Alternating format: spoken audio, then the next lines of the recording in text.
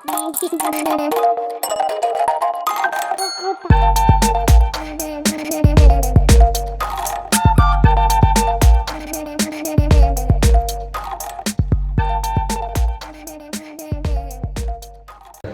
makasih Mbak Bu.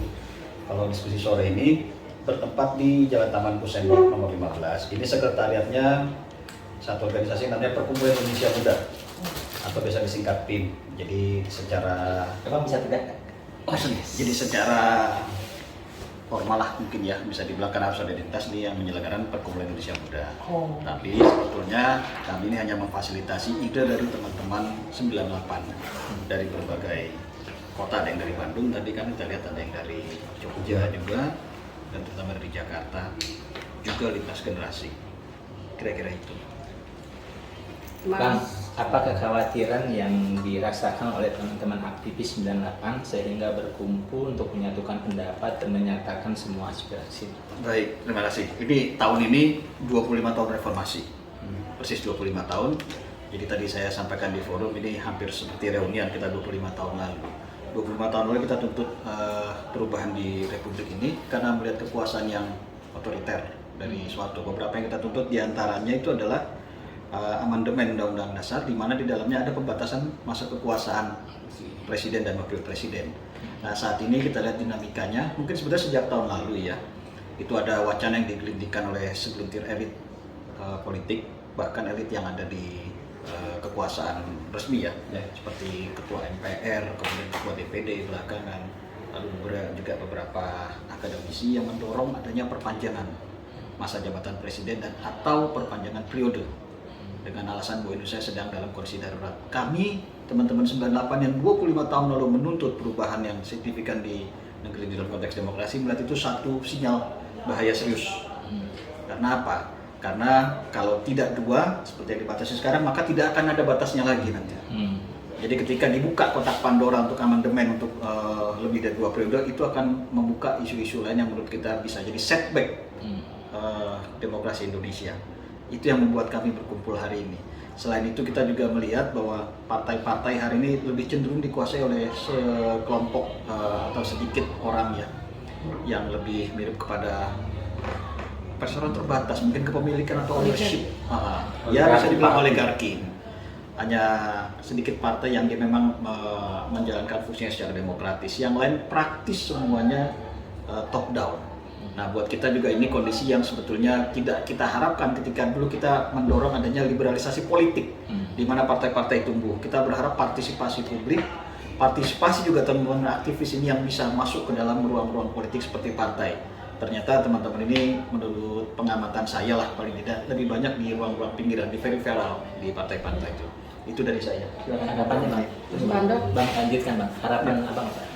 Harapan saya tentu dalam konteks yang lebih praktis ya. Pertama, pemerintah saat ini termasuk juga yang di legislatif itu aware lah dengan apa yang kita sampaikan, karena kami ini tidak punya kepentingan politik praktis ya menyuarakan ini. Kita hanya ingin menjaga demokrasi ini tidak terjerembab lagi ke dalam kondisi yang gelap seperti dulu. Harapan praktisnya itu. Harapan yang kedua adalah sekarang realitasnya kawan-kawan 98 dulu yang sama-sama kita di jalanan mungkin puluhan atau ratusan ribu sudah berada di berbagai lini, termasuk sudah ikut ke dalam berbagai kelompok yang mendukung kandidat atau bakal calon presiden. Nah, harapan saya dari kondisi ini kita tetap berdiskusi secara asik lah, konstruktif, saling mendukung. Tadi saya sampaikan lebih baik mempromot calon-calon yang didukungnya ketimbang menjatuhkan calon-calon yang tidak didukungnya atau menjatuhkan teman lain yang berbeda pilihan. Ada kesepakatan tadi untuk melakukan apa gitu tadi? Belum apa kesepahaman tentang isu itu kita sudah sepakat, tapi ini kan tadi seperti disampaikan Balut, ini baru awalan. Nanti mungkin minggu depan tadi rekan-rekan dengar, kita akan undang diskusinya bergulir terus. Tadi kayaknya ada kesepakatan untuk turun ke jalan kalau itu belum jadi kesepakatan forum, tapi ada tawaran dari ada sebuah simbol yang sama. Saya melihatnya kecenderungannya ya, kalau agenda perpanjangan atau periode itu dipaksakan, kawan-kawan akan melakukan hal yang sama seperti 25 tahun lalu. Negara itu kan salah satu fungsinya adalah menciptakan demokratisasi. Nah, ketika demokratisasi ini dikebiri, dihilangkan, maka negara itu sudah mengkhianati atau sudah mengingkari fungsinya. Kami sebagai 98 yang dulu pernah mengkritisi, tetap pada posisi bahwa kami sebagai penyeimbang, balancing of power terhadap situasi ini. Nah, ketika kondisi itu maka kami sudah siap. Kebetulan elemen-elemen kami pun tetap masih ada, meskipun kita main di wilayah very maupun ada yang sudah di tengah, pemahaman tentang wacana tersebut akan tetap sama dan langkah-langkah kita akan sama. Nah, karena pemahaman kita sama dan kita sedikit yang ada di parlemen, maka mau tidak mau kita akan menggunakan yang namanya ekstra parlementer.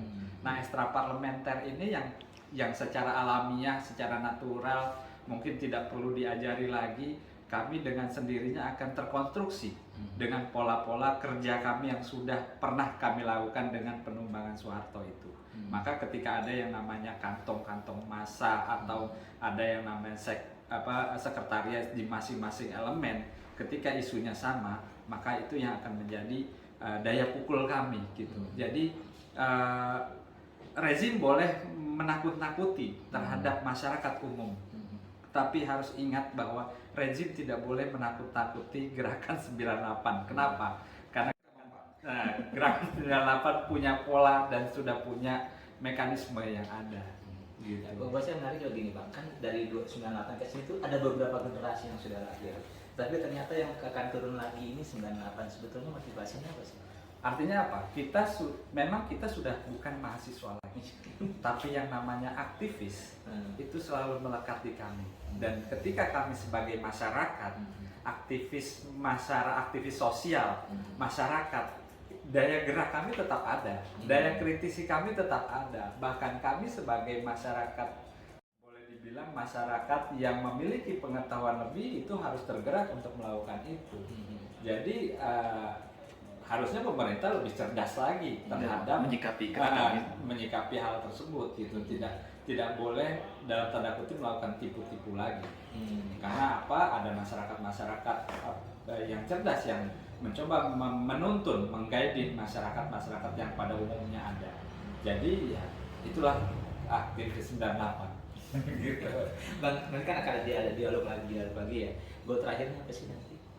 Goal terakhirnya kan sederhana, bahwa ketika terjadi penyimpangan terhadap nilai-nilai demokratisasi, maka ini terjadi ketimpangan terhadap negara dan negara telah mengkhianati masyarakat. Dan ini harus diperbaiki, dibenahi dengan sistem yang benar, gitu. Ketika terjadi yang namanya demokratisasi itu dengan pemilu, maka lakukan pemilu secara benar, lakukan pemilu secara mekanisme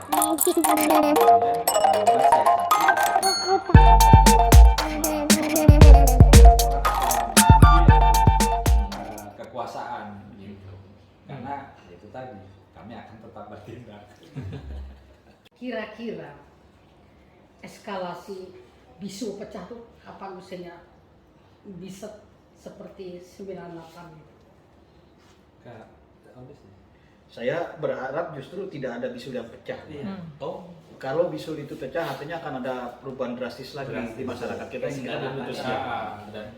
Makanya kita berharap apa yang disampaikan oleh teman-teman tadi, jangan coba-coba lagi tipu-tipu atau melakukan kekuasaan dengan cara-cara yang tidak etis, inkonstitusional. Kalau itu mereka penuhi, ikut saja alur yang sudah ada, koridor yang sudah ada, tidak ada bisul yang pecah.